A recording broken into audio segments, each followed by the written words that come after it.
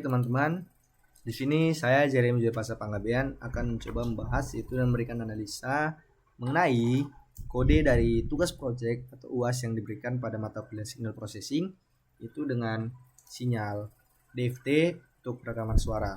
Nah, jadi di sini saya sudah memiliki kode untuk menampilkan grafik, kemudian kode untuk merekam suara dan kode untuk membunyikan atau memutar suara rekaman. Nah, jadi di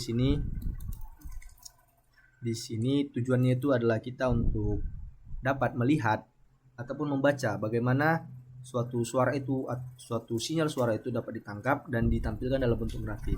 Nah, jadi dalam sinyal DFT ini teman-teman, dia dapat ditampilkan dalam domain waktu dan juga si spektrum frekuensi. Nah, jadi langkah awalnya pertama sekali yaitu kita merekam suara terlebih dahulu. Nah, di sini saya sudah memiliki kode yaitu dengan frekuensi 44100 dan durasi 5 detik.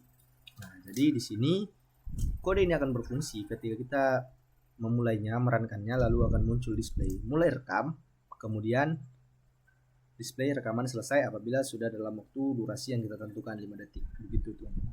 Nah, jadi kita coba untuk merekamnya. Di sini kita run. Halo, saya Jeremy Joy Panggabean.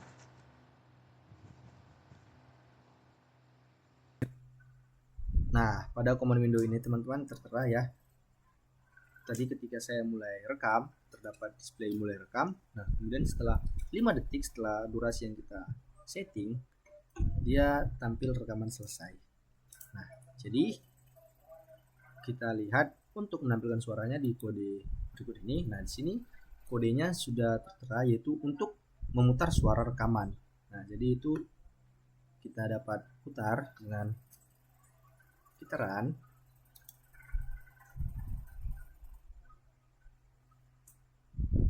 Halo, saya Jeremy Joy Panggabean.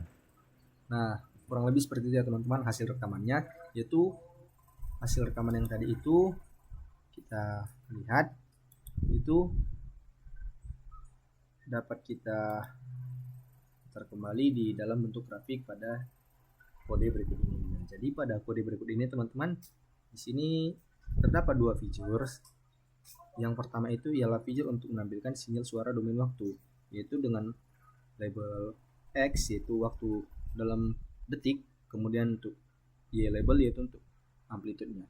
Nah, kemudian pada figur yang kedua yaitu untuk menampilkan spektrum frekuensi dengan X label frekuensi dalam hertz, kemudian Y labelnya itu magnitudonya atau besarnya teman-teman.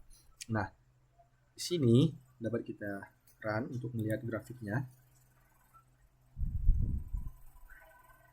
Nah, jadi di sini teman-teman, pada grafik ini, di sini pertama sekali kita coba untuk membuatnya di 1000 di limitnya teman-teman.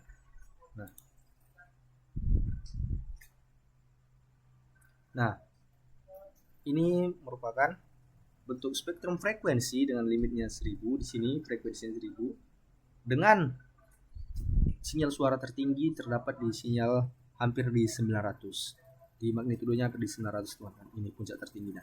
Nah, untuk sinyal suara domain waktunya dia terdengar cukup kuat pada detik-detik awal di detik 1 dan 2, kemudian muncul di detik sampai ke 5 teman-teman, karena dia hanya 5 detik saja.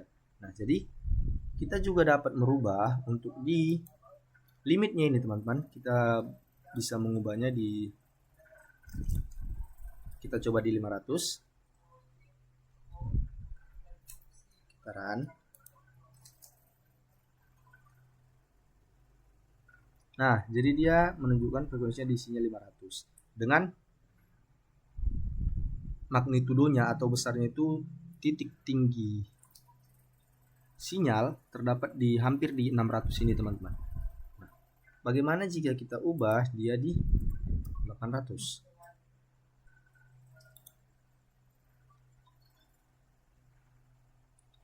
Nah, kita diubah 800, dia sama seperti yang hampir di 1000 tadi, magnitudonya dia hampir ke 900 untuk spektrum frekuensinya teman-teman.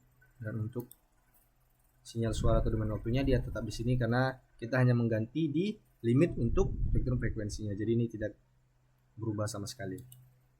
Nah, tapi hasil suara rekaman yang kita rekam tadi itu dia ada di 616,6 Hz. Coba kita lihat grafiknya dengan membuat di sini menampilkan di limitnya di 616,6 Hz. Nah, kita run. Nah, ini merupakan sinyal fullnya teman-teman, sinyal penuh dari bentuk atau dari frekuensi dominan yang kita rekam tadi suaranya. Nah, jadi dia penuh di 616,6 Hz di sini frekuensinya.